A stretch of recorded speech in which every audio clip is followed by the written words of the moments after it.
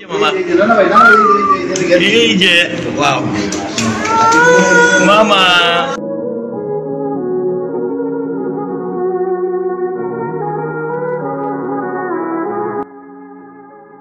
একদিকে মৃত্যুশয্যায় পরম যত্নে দাফন হচ্ছে মা, আর অন্যদিকে সে মায়ের দুধের জন্য কান্না করছে তার 1.5 বছরের বাচ্চা মেয়েটি, যে মেয়ে তার মাকে ছাড়া থাকেনি একটা মুহূর্ত। সেই মাই আদরের মেয়েকে ছেড়ে চলে গেলেন চিরদিনের মতো করে, যে হৃদয় বিদারক ঘটনাটি কাঁদিয়েছে সবাইকে। বাবা থাকতেও বাবার আদর তো পেলই না, আর তার উপরে এই বয়সেই মাকে চিরদিনের মতো করে হারিয়ে ফেলল তানিনের এই 1.5 বছরের বাচ্চা মেয়েটি। সে কাছে মায়ের কোলে ওঠার জন্য, অথচ সে তো জানেই না যে তার মা আর কোনোদিন তাকে কোলে তুলে নেবে না।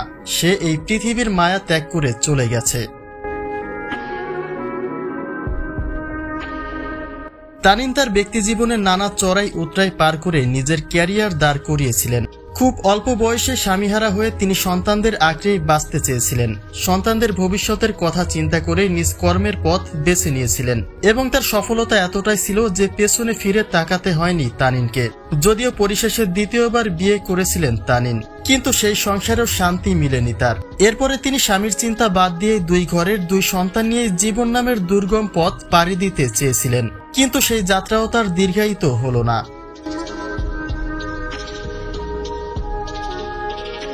তানিন তার মৃত্যুর 4 মাস আগে থেকেই অসুস্থ হন। যদিও বিভিন্নভাবে নিজের চিকিৎসা তিনি নিয়েছিলেন, কিন্তু তাতে কোনোই লাভ হয়নি। এমনকি একটা পর্যায়ে এসে তিনি নিজেই তার ফেসবুকে কালা জাদুর শিকার হয়েছেন বলে জানিয়েছিলেন, কিন্তু কোনো কিছুতেই আর শেষ রক্ষা হয়নি তানিনের। তিনি গুরুতর অসুস্থতার 1 সপ্তাহের মাথায় এসে পরলোক গমন করেছেন। তবে সবচেয়ে দুঃখের বিষয় হলো তানিনের 1.5 বছরের বাচ্চা মেয়েটির আর্তনাদ।